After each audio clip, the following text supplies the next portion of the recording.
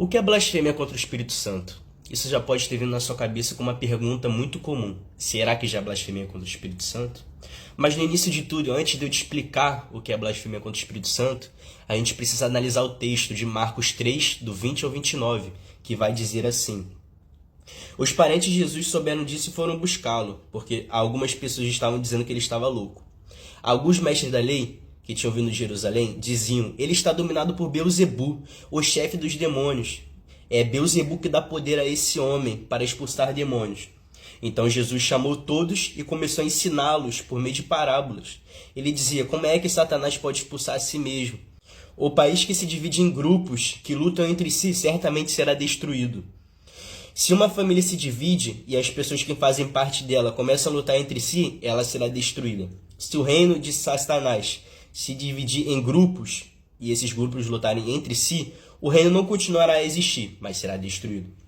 Ninguém pode entrar na casa de um homem forte e roubar os seus bens, sem primeiro amarrá-lo. Somente assim, essa pessoa poderá levar o que ele tem em casa. Eu afirmo a vocês que isto é verdade. Os pecados que as pessoas cometem ou as blasfêmias contra Deus poderão ser perdoadas. Mas as blasfêmias contra o Espírito Santo nunca serão perdoadas, porque a culpa desse pecado dura para sempre. E podíamos ver uma coisa muito comum. Eles associavam o Espírito Santo a Beelzebu, como se Jesus fizesse as coisas que ele fazia, os milagres, a autoridade em que ele ensinava, como se ele ensinasse em nome de Beelzebu, um demônio.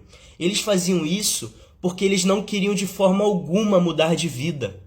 Eles queriam continuar na vida corrupta em que eles viviam. E isso deles não quererem mudar de atitude, essa blasfêmia, se comprova em Marcos 11, do 27 ao 33, que vai dizer assim: Depois voltaram para Jerusalém. Quando Jesus estava andando pelo pátio do templo, chegaram perto deles os chefes dos sacerdotes, os mestres da lei e os líderes dos judeus que estavam ali, e perguntaram: com que autoridade você faz essas coisas? Quem lhe deu autoridade para fazer isso?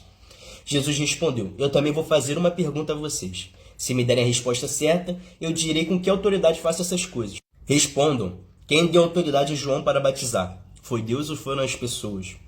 Aí eles começaram a dizer uns aos outros: se dissermos que foi Deus, ele vai perguntar: então por que vocês não creram em João? Mas se dissermos que foi pessoas, ai de nós. E eles estavam com medo do povo, pois todos achavam que, de fato, João era profeta. Por isso responderam: não sabemos. E Jesus respondeu: então eu também não digo com que autoridade faço essas coisas. E por último, eu gostaria de citar um texto em Hebreus 10, 26. E ali ele mostra, de fato, a blasfêmia contra o Espírito Santo. E vai dizer assim: pois, se continuarmos a pecar de propósito, depois de conhecer a verdade, já não resta mais sacrifício que possa tirar os nossos pecados. Pelo contrário, resta apenas o medo do que acontecerá, medo do julgamento e do fogo violento que destruirá os que são contra Deus. Devemos reconhecer que o Espírito Santo é o que há de bom na gente. E é através dele que a gente consegue e a gente tem o arrependimento dos nossos pecados.